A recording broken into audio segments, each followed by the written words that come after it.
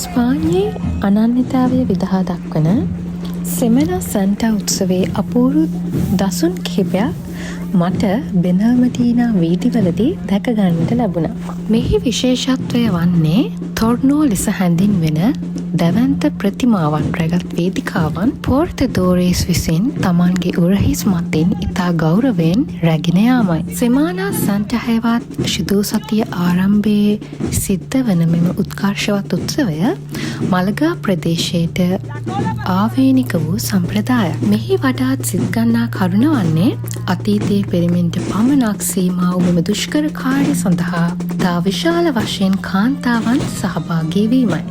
ඔවුන්ගේ නොසැලෙන ශක්තිය සහ භක්තිය සැබවින්ම ප්‍රශංසනීයයි.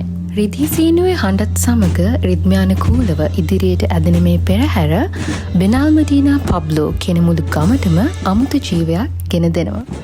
ඔබත් කවදා හෝ වසන්ත කාලයේ ඇන්ඩලූසියාවට පැමිණියහොත් මෙය අනිවාර්යෙන්ම නැරඹිය යුතු දෙයක්.